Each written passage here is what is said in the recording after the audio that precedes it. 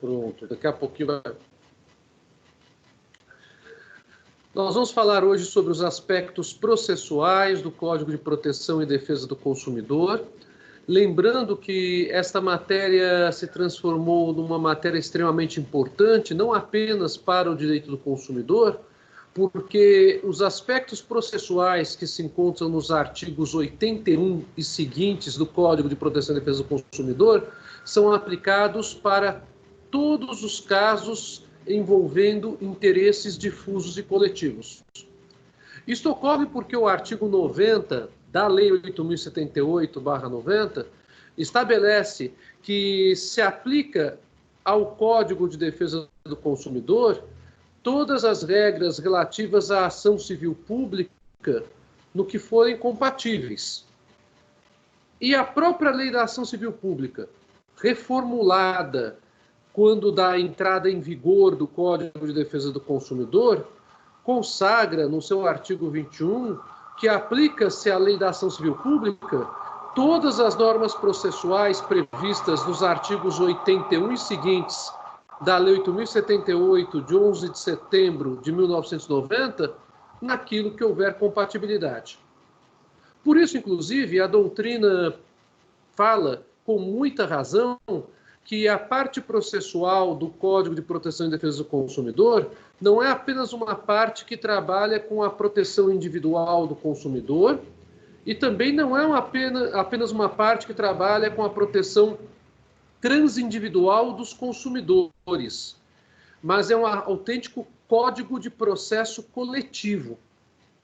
Nós não temos uma lei específica no direito brasileiro que trabalha com processo coletivo. Nós temos várias leis esparsas. Uma delas, bastante famosa, que é a mais utilizada na área de defesa do consumidor, é a Lei 7.347, de julho de 85, que é a Lei da Ação Civil Pública. A ação civil pública, ela tem como objetivo a defesa dos interesses difusos e coletivos, e de várias categorias de interesses difusos e coletivos, não apenas dos interesses difusos e coletivos dos consumidores. Nós temos, antes mesmo desta lei no Brasil, uma lei que ainda está em vigor e que trabalha também com defesa dos interesses difusos e coletivos, que é a Lei da Ação Popular, que é a Lei 4.717, de 65. A Lei da Ação Popular, ela trabalha com a defesa do interesse público, dentro daquilo que ela entende por interesse público, e ali também se encontra a chamada defesa dos consumidores. Bem, mas vamos trabalhar com a ideia de proteção judicial dos consumidores, levando-se em conta aquilo que nós estávamos falando na nossa última exposição, quando nos referimos à questão dos pedidos processuais. Creio que é um ótimo ponto de partida para nós entendermos como é que funciona a questão do processo individual de consumo e a questão do processo coletivo de consumo. O que falamos na última exposição dizia respeito à importância que devemos ter para elaborar os pedidos, ao cuidado que devemos ter para formular os pedidos que são deduzidos na petição inicial. E isso eu fiz dando exemplos a partir da chamada proteção contratual dos consumidores. Quando o consumidor contrata um advogado ou vai sozinho até o juizado especial, naquelas causas que são até 20 salários mínimos, essa pessoa, quando ali se dirige sozinha ou representada por um advogado, ela muitas vezes questiona uma cláusula contratual. E ao questionar essa cláusula contratual, esse processo se inicia, obviamente de acordo com os valores que estão sendo discutidos a título indenizatório que o fornecedor deveria pagar, ou ainda para que o consumidor não pague, como é o que acontece muitas vezes com cobranças que seriam indevidas em contratos de planos de saúde, por exemplo. Os pedidos que o consumidor individualmente considerado vier a propor na petição inicial, diretamente formulada por ele no juizado especial nas causas de até 20 salários mínimos, ou ainda representado por um advogado nas demais causas de competência do juizado especial ou no fórum comum, esse pedido apenas dirá respeito a ele, consumidor individualmente considerado, porque aí fala-se em defesa dos interesses individuais do consumidor, da consumidora. Isso pode ocorrer, inclusive, quando há a figura do litisconsórcio ativo, quando um ou mais consumidores, e aí então teremos o litisconsórcio com 2 ou mais, obviamente, acabarem propondo a ação judicial contra o mesmo fornecedor, porque são consumidores que se sentem lesados perante esse mesmo fornecedor. Neste caso também, do litisconsórcio ativo, os consumidores que são autores da ação podem ser 2, 3, 4, 10, 20, pode até ser um número mais expressivo, mas são todos, desde logo, identificados na petição inicial. E como são todos, desde logo, identificados na petição inicial, aquela relação processual, seja do processo meramente individual, ou seja, desse processo em litisconsórcio, terá efeitos tão somente para as partes do processo.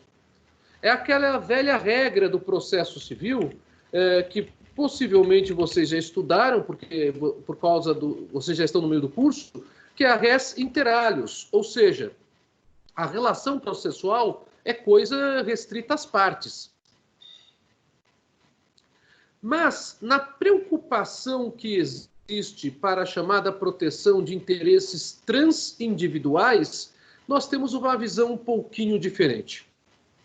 O que é que se entende por interesses transindividuais? Interesses transindividuais são, na verdade, interesses considerados de proteção social. Então, aqui, a ideia não é se proteger apenas quem é parte no processo. Aqui a ideia é proteger qualquer pessoa que tenha interesse jurídico por conta daquele processo. Quando eu formulei exemplos de pedidos de proteção contratual no nosso último encontro, eu me referi a vocês com relação ao primeiro pedido de nulidade da cláusula abusiva. Para que esse pedido seja formulado na proteção transindividual, quem formulará não será o consumidor individualmente considerado, como também não serão os consumidores perfeitamente identificados na petição inicial e que deram procurações para o seu ou os seus respectivos advogados, para que em litisconsórcio propusessem aquela ação em litisconsórcio, uma ação de interesse individual plurimo, ou uma ação meta-individual, se vocês preferirem assim. Quando estamos falando aqui de proteção social, estamos nos referindo não ao consumidor que vai defender o seu direito postulando judicialmente, mas a alguém que tem poderes para representar esse consumidor e que tem esses poderes que não são outorgados por uma procuração, mas são poderes que decorrem da lei.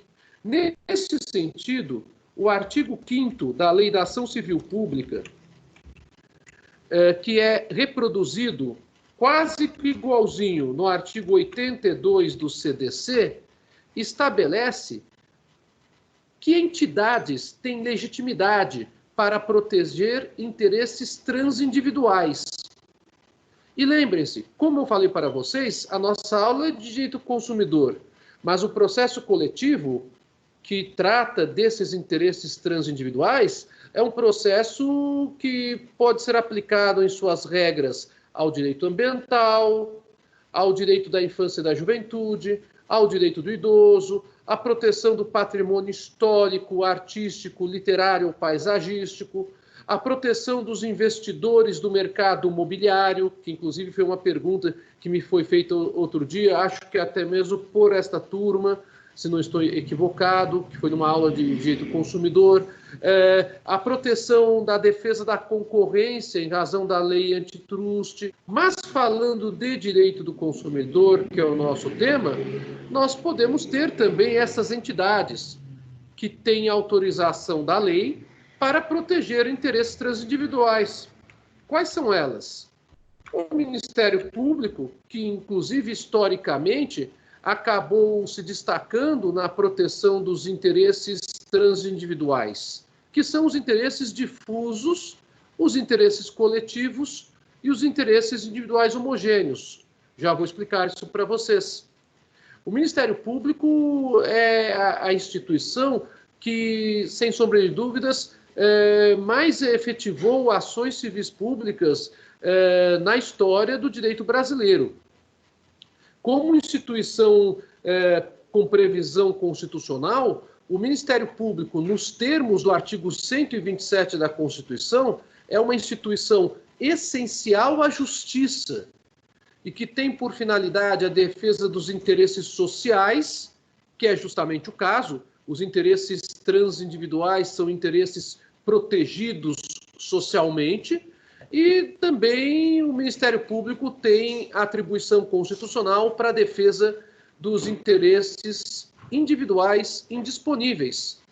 E é por isso que o Ministério Público intervém, pelo menos como fiscal da lei, em uma série de processos, como processos de interesses de menores de idade, que são incapazes.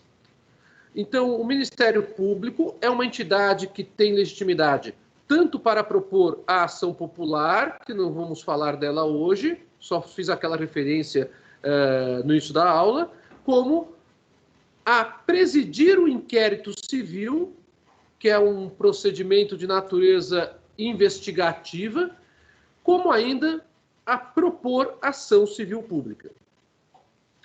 Bem, o Ministério Público, dessas entidades legitimadas que eu vou falar agora com vocês, é a única instituição que tem autorização da lei da ação civil pública para presidir inquéritos civis. As outras instituições, elas têm legitimidade para propor ação civil pública. Como o Ministério Público também tem, mas elas não detêm atribuição para presidir inquérito civil. Então, o inquérito civil é uma peça de natureza investigativa de presidência exclusiva do Ministério Público, seja o Ministério Público Federal ou algum dos Ministérios Públicos estaduais. Bem, quais são as outras entidades que o artigo 82 fala que têm legitimidade para propor ações civis públicas? São elas: os PROCONs. Os PROCONs, eles não têm a sua estrutura voltada historicamente para propor medidas coletivas. E, inclusive, na prática, os PROCONs eles, se socorrem do Ministério Público ou da Defensoria Pública, na maioria dos casos, para que seja proposta a ação civil pública. Os PROCONs normalmente têm voltado todas as suas forças para a solução de casos individuais, no âmbito civil, e no âmbito administrativo para a aplicação de uma eventual sanção administrativa contra o fornecedor que comete alguma prática considerada abusiva ou realiza alguma contratação também de forma abusiva. Tudo nos termos que vocês estudaram até aqui neste semestre. Como os PROCONs têm essa legitimidade, no entanto, prevista no artigo 82, nós não podemos ignorá-la. Os PROCONs, muito embora não estejam estruturalmente vocacionados historicamente para a propor ação civil pública, eles têm legitimidade pelo Código de Proteção e Defesa do Consumidor para tomar esta medida. Na lei da ação civil pública, o PROCON ele não tem a legitimidade expressa. o artigo 5º da Lei da Ação Civil Pública não insere o PROCON dentre as entidades legitimadas. Bem, continuando quanto às entidades legitimadas. As defensorias públicas. Eu falei agora há pouco para vocês, né? Quando eu me referi aos PROCONs e falei que eles, na prática, têm se utilizado da estrutura de instituições que estão mais vocacionadas para propor as medidas coletivas judiciais de natureza civil. Então, o Ministério Público é aquela que tem a maior historicidade disso, apesar de ser pequena, porque a Lei da Ação Civil Pública é de 85. Então, nós estamos falando de uma lei que só tem 35 anos. Não podemos esquecer disso. Mas, sem sombra de dúvidas, a experiência do Ministério Público nesta lei é muito maior do que da Defensoria Pública, que, inclusive, tem uma estrutura ainda menor do que a dos Ministérios Públicos, porque a instituição do Ministério Público é uma instituição bem mais antiga do que a Defensoria Pública. Mas o Código de Defesa do Consumidor confere às defensorias públicas também a legitimidade para a propositura de ações civis públicas e de outras medidas coletivas. Aí alguém poderia perguntar, mas Senise, é possível o Ministério Público, a Defensoria Pública, proporem alguma medida individual em defesa do consumidor? O Ministério Público não. A Defensoria Pública assim agirá dentro daqueles critérios de proteção da pessoa que busca o acesso à justiça e não tem condições de pagar o advogado. Então, aquele critério de pobreza na acepção jurídica desse critério, que é uma lei que se encontra até hoje em vigor, que é de 1950, e que estabelece quais são os critérios para se considerar uma pessoa pobre na acepção jurídica do termo. Bem, a Defensoria Pública, então, ela também maneja casos individuais, mas ela tem uma área específica que trabalha com as medidas coletivas. O Ministério Público, por sua vocação constitucional e das suas leis orgânicas respectivas, ele acaba se dedicando, na defesa dos consumidores, à defesa dos interesses transindividuais, que é a defesa dos interesses difusos e coletivos que eu estou mencionando aqui. Além da Defensoria Pública, nós também temos autorizados por força da lei outras instituições, os entes da administração pública direta. Quais são os entes que integram a chamada administração pública direta? São eles a União, os Estados-membros, os municípios e o Distrito Federal. Essas entidades, elas podem, então, propor a ação civil pública na defesa dos interesses difusos e coletivos. E, tratando-se de Código de Defesa do Consumidor, na defesa dos consumidores. Obviamente, quem vai propor? Em nome da União será a Advocacia Geral da União. Em nome dos Estados-membros será a Procuradoria do Estado. Em nome dos municípios, a Procuradoria Municipal. Então, obviamente, existe também essa legitimidade expressa na lei para a propositura de medidas coletivas. E a sociedade civil tem essa proteção de interesses transindividuais, portanto, totalmente à parte da esfera pública, através das chamadas associações de defesa de interesses difusos e coletivos. Essas associações, elas são constituídas para defesa de interesses relativos aos seus respectivos objetos estatutários. Então, posso ter uma associação para a defesa dos interesses das donas de casa, como é uma associação de defesa das consumidoras que existe em Minas Gerais já há muitos anos. Posso ter uma associação para a defesa dos consumidores de caráter generalizante. Uma das maiores, aliás, ainda maior que temos no Brasil é o IDEC, que é o Instituto Brasileiro de Defesa dos Consumidores, que já chegou a ter um número expressivo de filiados, de quase 60 mil filiados. Isso já faz muitos anos, não sei atualmente quantos filiados o IDEC tem. Há outras associações que também têm esse tipo de finalidade, prevista em seu estatuto, que é defender não apenas os filiados, poderão até defender apenas os filiados, mas propor ações civis públicas e outras medidas coletivas na defesa dos interesses difusos e coletivos. Qual que é o requisito que a lei exige para que uma associação formalmente constituída possa defender interesses difusos e coletivos? O primeiro requisito é que o estatuto desta associação contemple expressamente esta possibilidade. Isto é indispensável. E o segundo requisito é que estas entidades estejam constituídas há, no mínimo, 1 ano.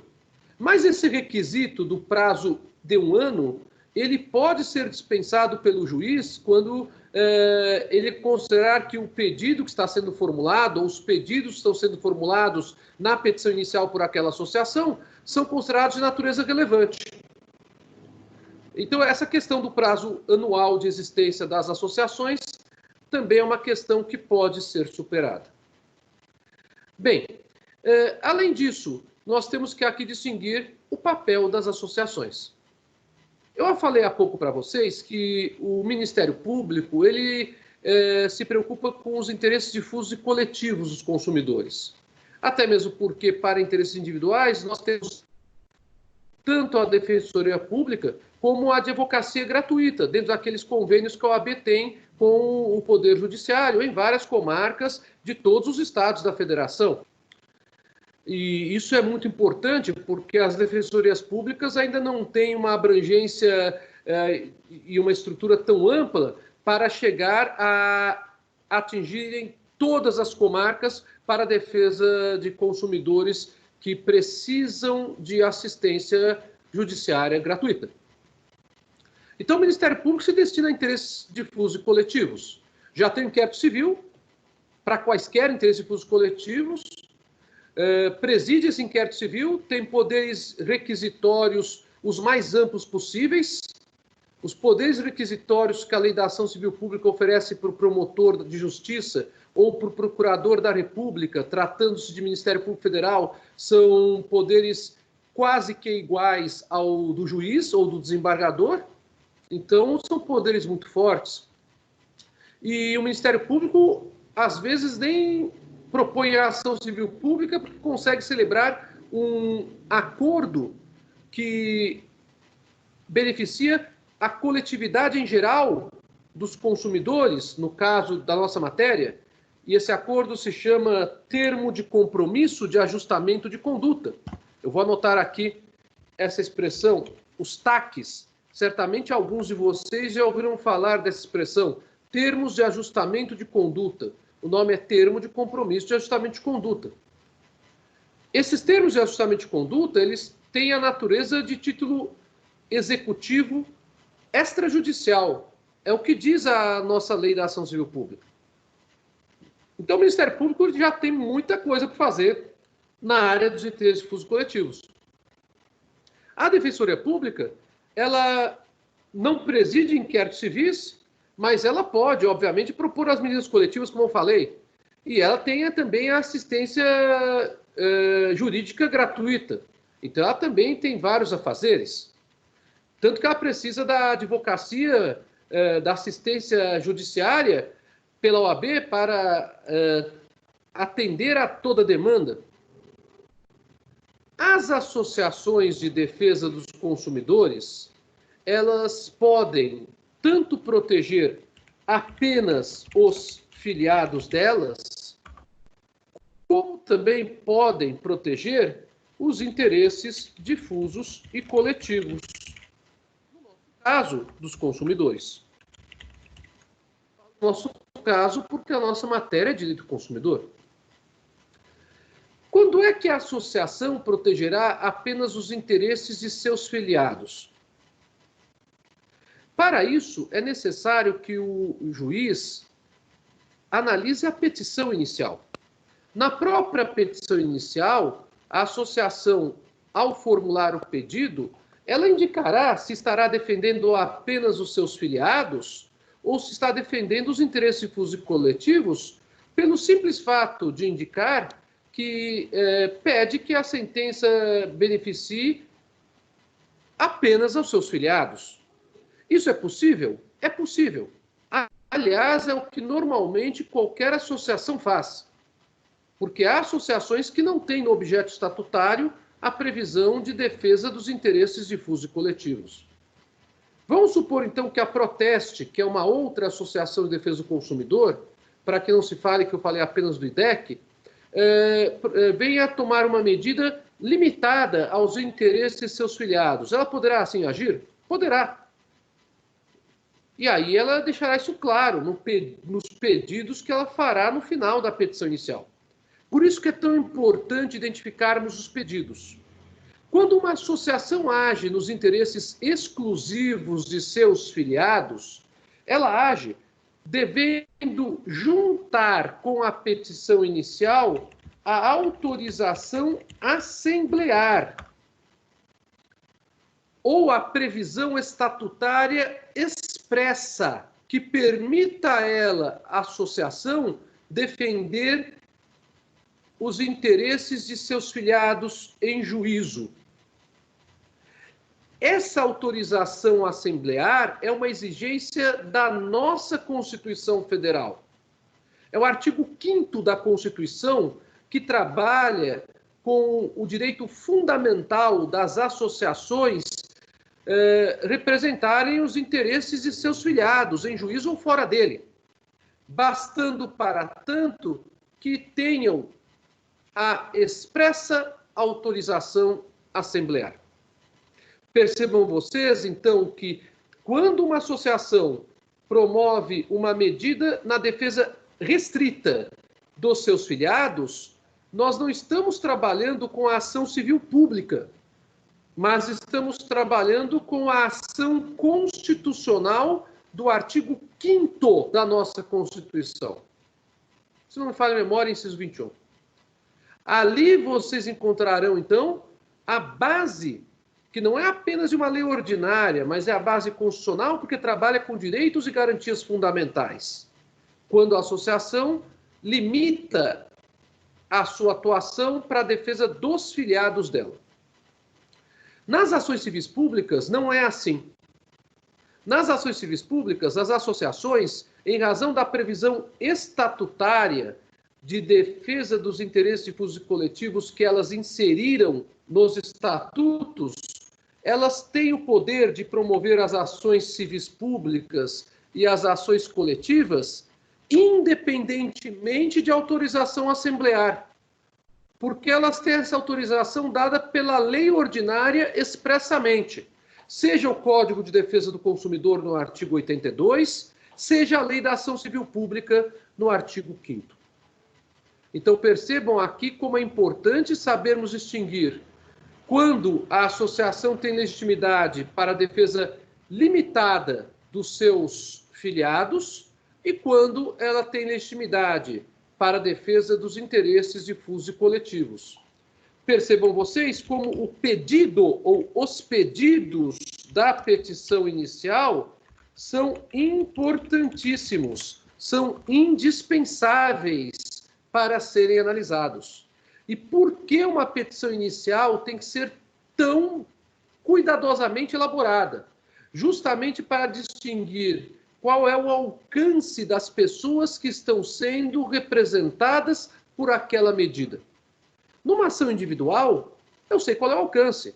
É só daquele consumidor ou daqueles consumidores que, em litisconsórcio, tem o nome constando expressamente da petição inicial e outorgaram a procuração para os advogados.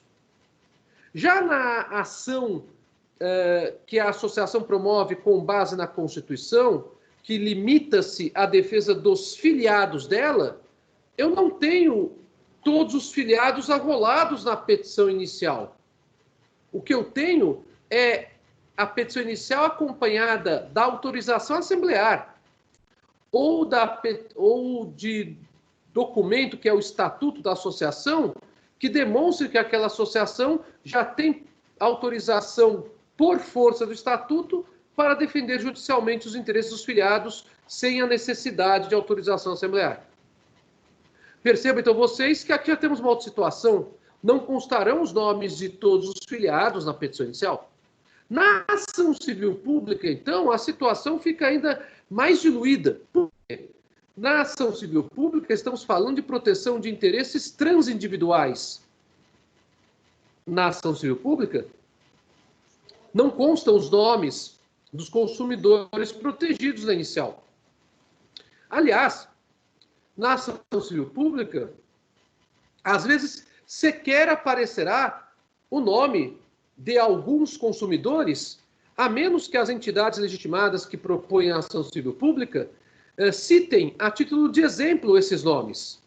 Porque o que a petição inicial tem que demonstrar é a questão que diz respeito à proteção do interesse difuso e coletivo.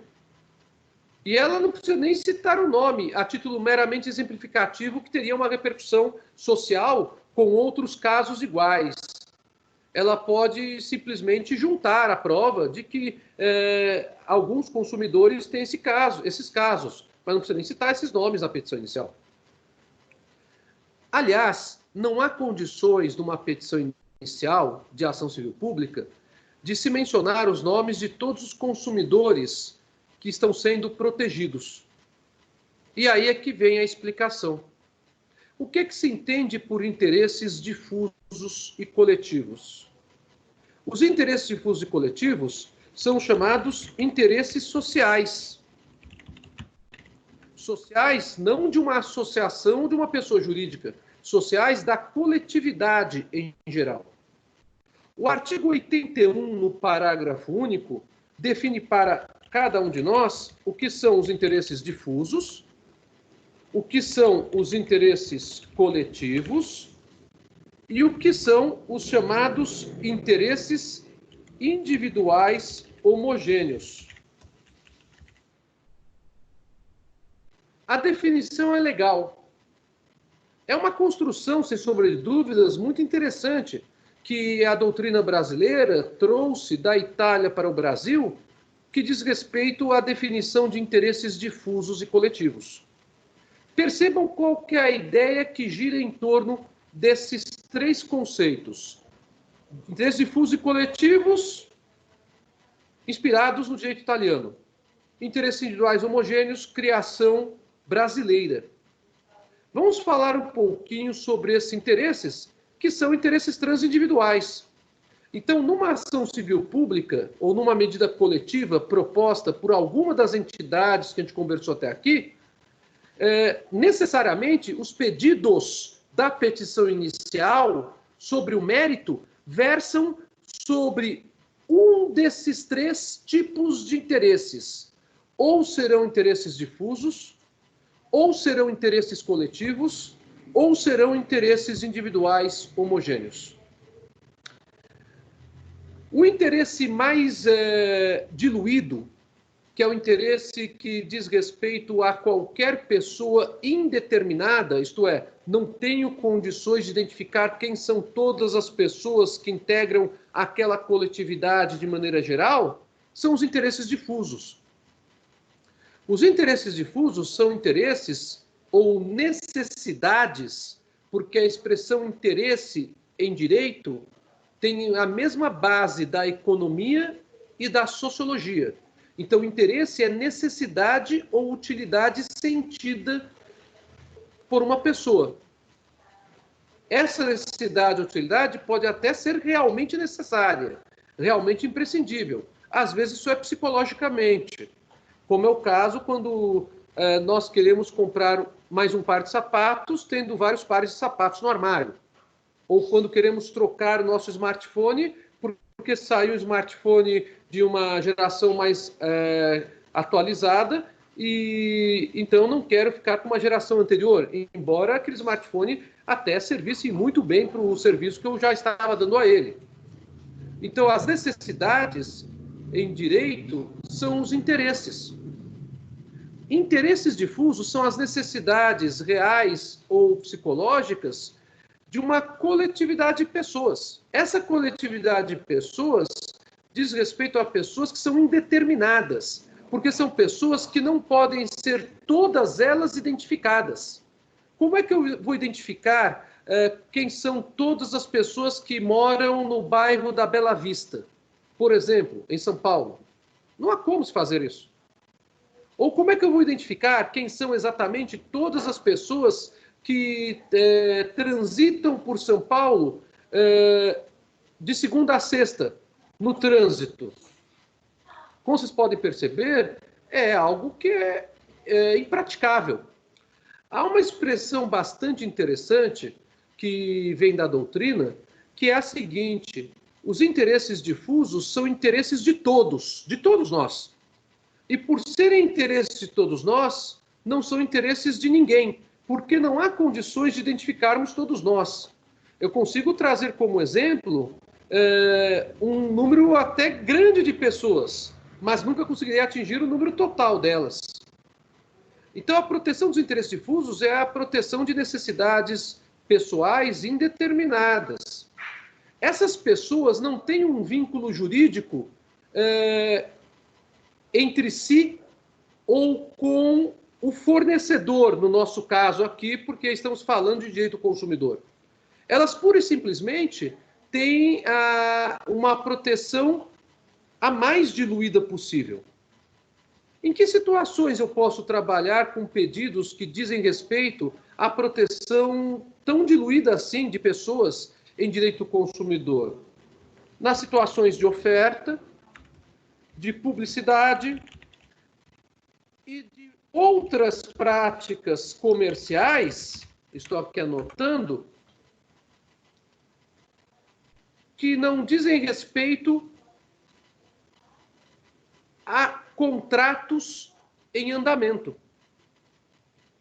Assim, todas as formas de captação de clientela que os fornecedores de produtos e serviços podem se valer legitimamente no mercado de consumo, são sujeitas à proteção dos interesses difusos dos consumidores. Qual que é o fundamento legal disso?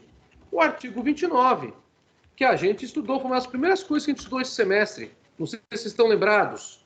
Equipara-se para fins desta sessão, que é a sessão de práticas comerciais, e para fins da sessão seguinte, que é a sessão de proteção contratual, as duas sessões que mais nos debruçamos neste semestre, a consumidor qualquer pessoa exposta às práticas nele previstas.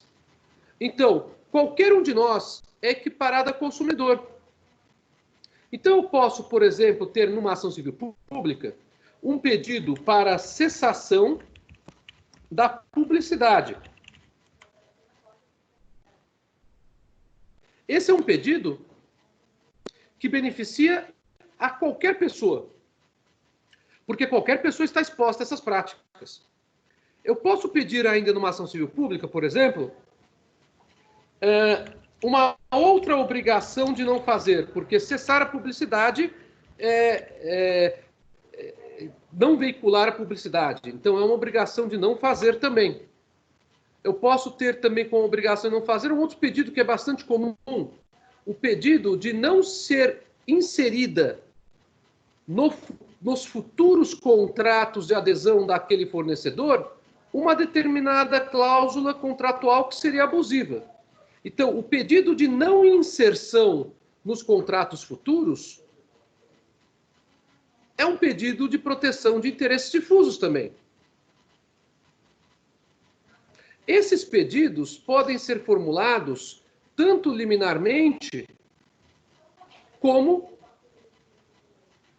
pedidos de mérito.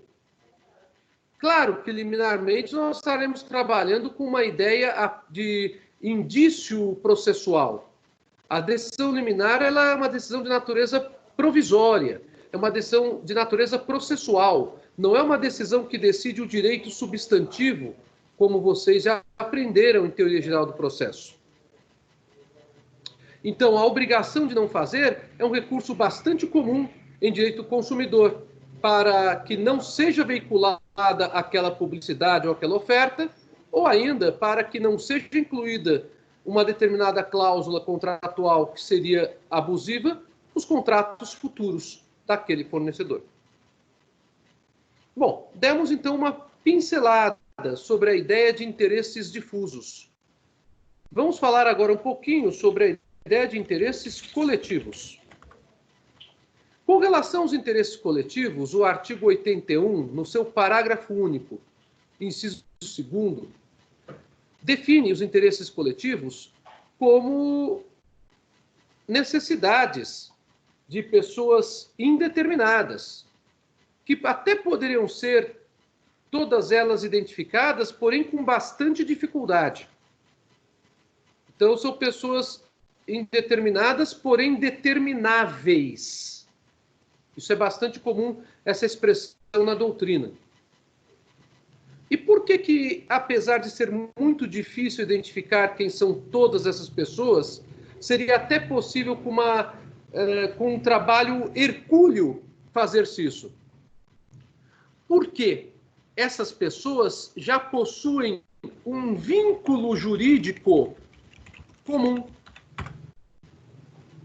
Esse vínculo jurídico, saiu errado, aí estou escrevendo de novo.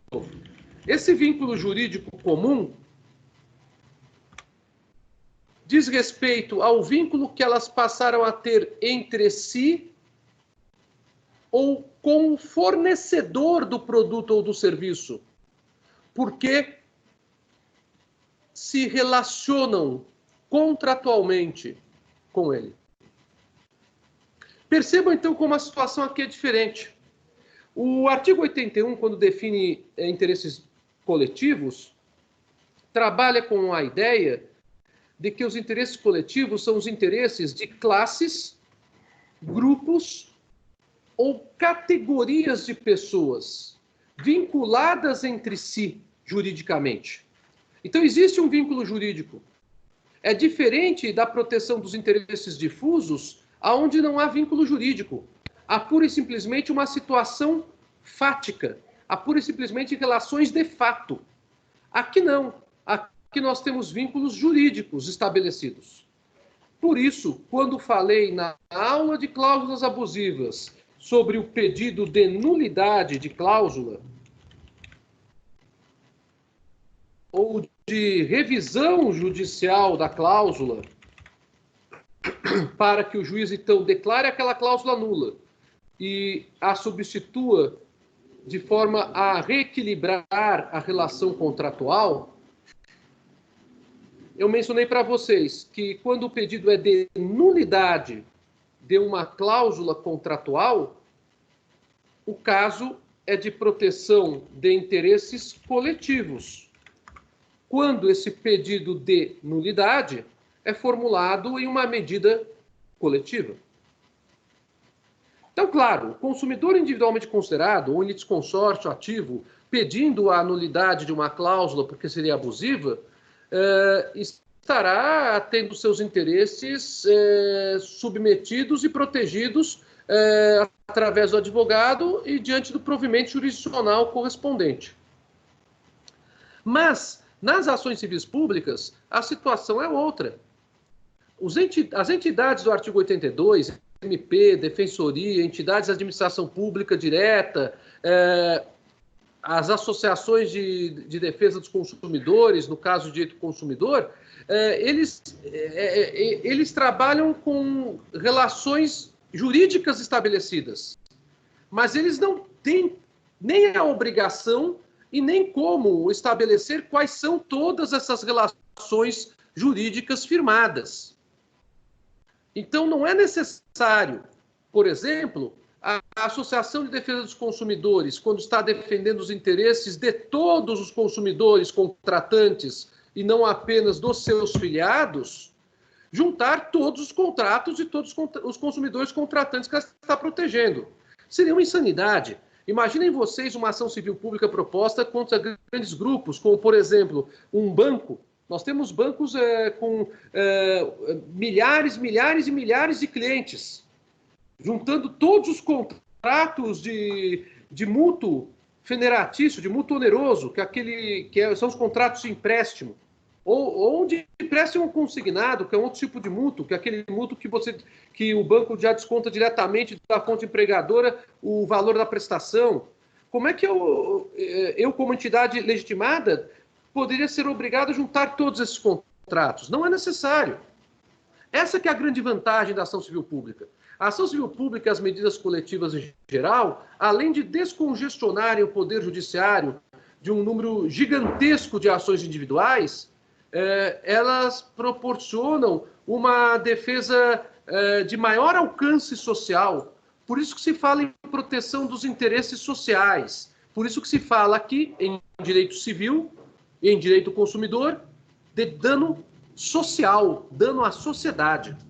Então, os interesses coletivos, eles são protegidos normalmente no direito do consumidor quando se trabalha com a ideia de contrato, pedido de nulidade de cláusula abusiva. Ou ainda, um outro caso, pedido de que entre a oferta veiculada ou a publicidade veiculada e o que consta expressamente no contrato, seja interpretada aquela relação jurídica da maneira mais favorável ao consumidor, por força do artigo 47 do Código de Defesa do Consumidor. Numa ação civil pública, numa medida coletiva, esse tipo de pedido também é de interesse coletivo, porque dirá respeito apenas àqueles consumidores que são contratantes daquele fornecedor. Eu espero que tenha ficado claro, então, para vocês, a diferença entre proteger interesses difusos, situação de fato, ou então potenciais contratantes no futuros, e interesses coletivos, proteção de relações jurídicas, várias, múltiplas relações jurídicas, e a ideia de que oferta e publicidade integram o contrato de consumo, conforme nós já falamos aqui, quando falamos sobre oferta no artigo 30 do Código de Defesa do Consumidor. Com aquela regra, a do 47, que entre o conteúdo da oferta da publicidade e o contrato expresso com a cláusula, se houver divergência entre um e outro, a interpretação deverá ser a mais favorável ao consumidor. O último interesse que é protegido coletivamente são os chamados, interesses individuais homogêneos. Não há precedente igualzinho no direito italiano e nem no direito norte-americano. Mas tanto no direito italiano quanto no direito norte-americano, há situações processuais parecidas. No direito norte-americano, certamente, alguns de vocês já ouviram falar da famosa class action, que é a ação judicial para a defesa de uma classe, grupo ou categoria de pessoas. Isso é algo similar ao que eu vou falar, mas não é igual. No direito italiano, nós também temos essa ideia de interesses coletivos, porém que são de transferência imediata dos seus benefícios para pessoas determinadas. Isso ocorre no direito administrativo italiano. Se alguém se interessar por essa matéria, que é muito interessante, muito importante, penso eu falo bastante sobre isso no meu livro Contratos Difusos e Coletivos, a função social do contrato. Na última parte do meu livro, eu dedico exclusivamente o estudo dos aspectos processuais. Bem, o que são interesses individuais homogêneos? Interesses individuais homogêneos são interesses defendidos coletivamente. É o que está lá no artigo 81, parágrafo único. E são interesses defendidos coletivamente aonde existe um vínculo comum entre os consumidores. Então, o que há de diferente aqui é o vínculo comum. Do ponto de vista processual, as entidades legitimadas para propor as ações de defesa de interesses difusos e ou coletivos também estão legitimadas para propor a defesa de interesses individuais homogêneos.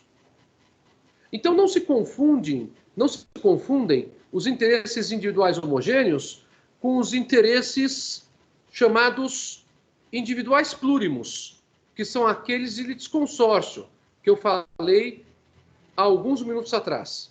E também não se confundem os interesses individuais homogêneos com os chamados interesses dos filiados do artigo 5º da Constituição Federal, quando a associação atua apenas na defesa deles.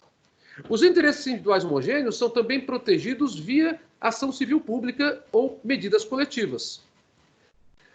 Se apenas eles estão sendo protegidos, esta ação civil pública tem um nome que é ação coletiva de interesses individuais homogêneos. Aí vocês podem perguntar, bom, como é que eu posso distinguir os interesses individuais homogêneos? Os interesses individuais homogêneos envolvem pedidos de natureza indenizatória ou ressarcitória. Estou aqui anotando. A cada consumidor lesado. Vejam que interessante. Vou dar aqui um exemplo bastante comum, dentre vários casos que os tribunais acabaram tendo que apreciar à luz de ações civis públicas propostas por essas entidades legitimadas. Vamos supor que uma pessoa está comprando uma casa e ela faz, então, um contrato que se chama alienação fiduciária em garantia de imóvel. É uma das formas de aquisição de uma casa, ou de um apartamento, ou de um terreno, ou mesmo de um imóvel rural, ou de um imóvel para fins não residenciais, mediante empréstimo. Outro caso que certamente vocês já ouviram falar, esse é o chamado compromisso de compra e venda de imóvel. Vocês já devem ter ouvido falar isso em direito civil, quando vocês estudaram negócio jurídico. Vocês vão estudar o regime jurídico dessas duas figuras em contratos em espécie, em contratos civis. Tanto a alienação fiduciária em garantia de imóvel, como o compromisso de compra e venda de imóvel. São dois contratos totalmente diferentes um do outro. Bom, mas nesses contratos foi muito comum uma cláusula penal de natureza compensatória. Eu tomo a liberdade de falar aqui sobre cláusula penal compensatória, porque vocês já tiveram direito às obrigações e estão tendo teoria geral dos contratos. Aonde se estabelecia que o consumidor adquirente de um imóvel, mediante empréstimo bancário, por um desses instrumentos contratuais, perderia tudo o que pagou caso ele desistisse do contrato ou se tornasse reiteradamente inadimplente. Bom, eu conversei com vocês aqui que o artigo 53 do Código de Defesa do Consumidor entende que esta cláusula penal compensatória nas relações de consumo ela é nula. Mas a nulidade tem que ser reconhecida judicialmente, venhamos e convenhamos. Vocês viram isso já em direito civil, em teoria geral? Então, alguma entidade legitimada fará vários pedidos. Vamos então aqui, na nossa ação civil pública hipotética, para terminar esse encontro de hoje, que eu espero que tenha sido útil, onde procurei apresentar brevemente as regras de legitimidade ativa e também as regras de distinção dos interesses a partir dos pedidos formulados na petição inicial. Vamos formular hipoteticamente aqui os pedidos que seriam feitos nesse tipo de situação. Vamos supor que o Ministério Público resolva propor uma ação civil pública contra uma determinada incorporadora, porque ela fixa nos seus compromissos de compra e venda de imóvel uma cláusula que acarreta a perda total das parcelas pagas pelo consumidor inadimplente ou desistente. O artigo 53 expressamente considera que essa cláusula é nula. Então, como promotor de justiça, o primeiro pedido que tem que ser feito é o pedido de nulidade da cláusula. Pedido número 1. Estou me referindo ao mérito. Claro que eu posso ter pedidos de natureza liminar, como o fornecedor não poder se utilizar da cláusula até o final do processo. Mas vamos ficar com o mérito aqui. Primeiro pedido, pedido de nulidade da cláusula. Por quê? Porque ela contraria o sistema. Nós estudamos bastante isso e há o dispositivo expresso 53. E se não houvesse, nós poderíamos utilizar da ideia de abusividade do critério legal de atribuição da abusividade, que é aquele do artigo 51, parágrafo 1º, incisos 1º, 2º e 3º, que conversamos já quando falamos sobre proteção contratual. Então, o pedido de nulidade é um pedido que abrange quem é contratante. Então, quem já tem um vínculo jurídico com o fornecedor. Então, é um pedido que protege interesses coletivos. Eu recomendo, inclusive, a quem for advogar ou se tornar promotor ou defensor público, por exemplo, que ao propor uma ação civil pública, coloque o pedido e, entre parênteses, qual é o interesse que está querendo que seja tutelado, para que fique mais claro possível ao juiz do que se trata o pedido. Petições bem formuladas geram sentenças bem formuladas. Lembre-se disso. Bem, então, pedido de nulidade, interesses coletivos. Segundo pedido, obrigação de não fazer. Não inserir essa cláusula abusiva nos contratos futuros. Percebam vocês, é um pedido de natureza sucessiva. Eu só posso pedir isso se eu tiver a nulidade da cláusula decretada judicialmente. Então, não inserir essa cláusula abusiva nos contratos futuros. Esse é um pedido que diz respeito à proteção dos interesses difusos. Perfeito, Vitória. Então, só vou terminar aqui a gravação. Só falta esse último detalhe. E o terceiro e último pedido, que é o pedido de natureza indenizatória. No caso, ressarcimento aos consumidores que indevidamente tiveram retidas parcialmente as importâncias que pagaram, porque eles têm direito a um ressarcimento, porque é nula a cláusula penal que acarreta a perda total das importâncias pagas. Então, aí é a apreciação do juiz no caso concreto. Bom, pessoal, eram essas as observações. Eu agradeço demais a atenção de todos. A aula ficará gravada no Teams e também no meu YouTube. Se vocês puderem lá no YouTube também curtir os vídeos, eu agradeço. Então, uma boa noite para vocês, um ótimo final de semana. Tchau, professor. Boa noite. Obrigado. Boa noite, professor. Tchau, professor. Obrigada. Boa noite, professor.